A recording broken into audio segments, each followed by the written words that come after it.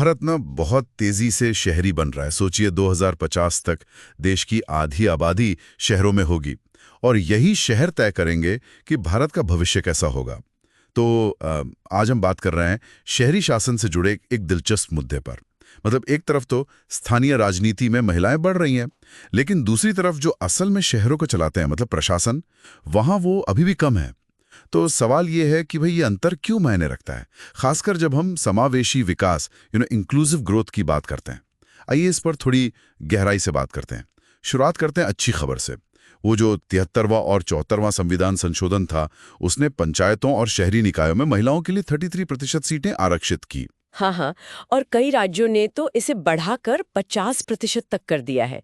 17 राज्य हैं शायद। बिल्कुल। नतीजा ये है कि आज आप देखें तो स्थानीय स्तर पर मतलब मेयर, पार्षद, इनमें 46% से ज्यादा महिलाएं हैं। भागीदारी तो बड़ी है। हाँ, राजनीतिक दरवाजे तो खुले हैं बिल्कुल, पर जो प्रशासनिक गलियारे हैं ना, वो उतने स्वागत करते नहीं दिखते। मतलब जो अफसरशाही इन फैसलों को लागू करती है, जैसे शहर प्रबंधक, प्लानर्स, इंजीनियर्स, पुलिस, वहाँ महिलाओं की संख्या अभी भी काफी कम है। 2022 का आंकड़ा देखें तो आईएएस में सिर्फ 20% महिलाएं थीं। सिर्फ 20%? हाँ, और शहरी नियोजन या इंजीनियरिंग जैसे विभागों में तो ये और भी कम है। और पुलिस बल में 2023 तक सिर्फ 11.7%, मतलब करीब 12%। और उनमें भी कई महिलाएं बस दफ्तर के कामों में लगी रहती हैं, फील्ड में कम। ये फासला वाकई सोचने वाला है। और ये सिर्फ आंकड़ों की बात नहीं है, सही कहा, इसका सीधा असर महिलाओं की रोजमर्रा की जिंदगी पर पड़ता होगा, है ना? बिल्कुल। उनका शहर को अनुभव करने का तरीका भी अक्सर पुरुषों से अलग होता है। देखिए, वो पब्लिक ट्रांसपोर्ट पर ज्यादा निर्भर करती हैं। हाँ, ये तो है। काम और घर की देखभाल, इन सब के लिए दिन में कई जगह जाना पड़ता है। तो आस पड़ोस की जो सुविधाएं हैं, उन पर उनकी निर्भरता ज्यादा होती है। अच्छा, कोई स्टडी वगैरह है इस पर? हाँ, दिल्ली मुंबई में एक अध्ययन हुआ था आईटीडीपी सेफ्टी पिन का। उसमें पाया गया कि 84% महिलाएं पब्लिक या शेयर ट्रांसपोर्ट इस्तेमाल करती हैं। 84%? हाँ, जबकि पुरुषों में ये सिर्फ 63% था। फिर भी हम देखते हैं कि शहरी योजनाएं अक्सर बड़ी परियोजनाओं पर ज्यादा ध्यान देती हैं। बिल्कुल, बड़े फ्लाईओवर, चौड़ी सड़कें, इन पर फोकस रहता है। जबकि मोहल्ले के स्तर पर सुरक्षित, आसानी से चलने लायक रास्ते या अच्छी पब्लिक ट्रांसपोर्ट कनेक्टिविटी, ये सब शायद पीछे छूट जाते हैं।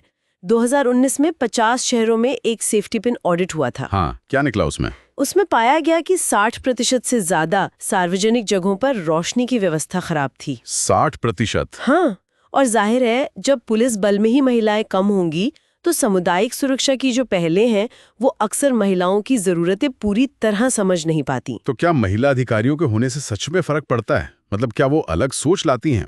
हाँ, शोध तो यही बताते हैं।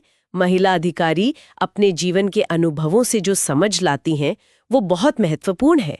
आईसीआईआर और यूएन विमेन के अध्ययन हैं जो बताते हैं कि वे पानी, स्वास्थ्य, सुरक्षा, इन मुद्दों को ज्यादा प्राथमिकता देती हैं। अच्छा। और एक और बात, उनके सहानुभूतिपूर्ण रवैये से ना कानून लागू करने में जनता का भरोसा भी बढ़ता है। इस खाई को पाटने का एक तरीका जेंडर उत्तरदायी बजटिंग, जीआरबी भी बताया जाता है। ये क्या चीज है असल में? देखिए, जीएनआरबी या जेंडर रिस्पॉन्सिव बजटिंग, आसान भाषा में कहें तो ये पक्का करना कि सरकारी बजट बनाते और खर्च करते समय महिलाओं और पुरुषों पर उसके अलग अलग असर का ध्यान रखा जाए। मतलब जैसे हम घर का बजट बनाते हैं? हाँ, कुछ वैसा ही।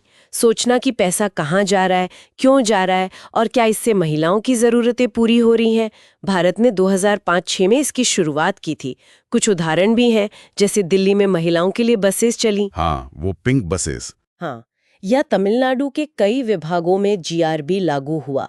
केरल की जन योजना में भी लैंगिक लक्ष्यों को शामिल किया गया है। सुनने में तो बहुत अच्छा लगता है ये, पर क्या ये जमीन पे काम कर रहा है? यही थोड़ी चुनौती है।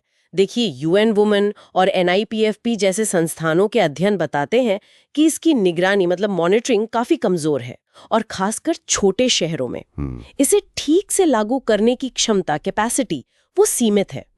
तो कई जगहों पर जीआरबी बस एक प्रतीकात्मक चीज बनकर रह गया है। महिलाओं की जो असल जरूरतें हैं, जैसे सुरक्षित पैदल रास्ते या चाइल्ड केयर की सुविधा, वो शायद नजरअंदाज हो जाती हैं।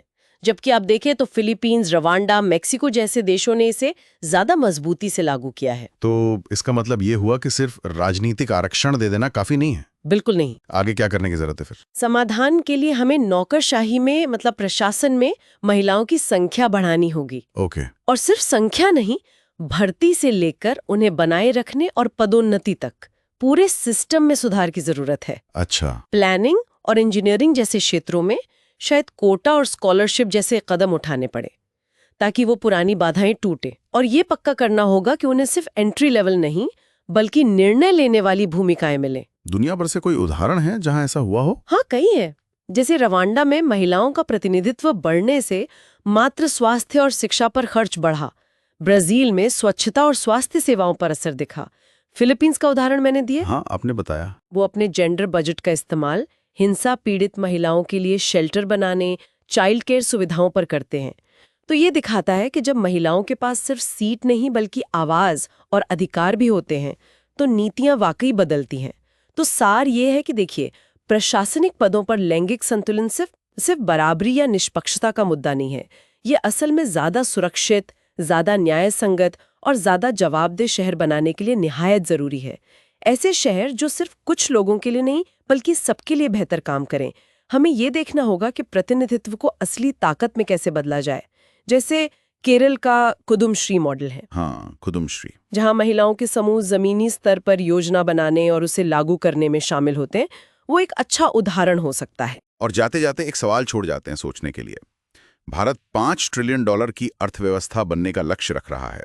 ऐसे में ये सोचना बहुत जरूरी है कि हम ये कैसे पक्का करें कि महिलाएं शहरों के विकास में सिर्फ प्रतिनिधित्व न करें बल्कि उसे सक्रिय रूप से दिशा दें।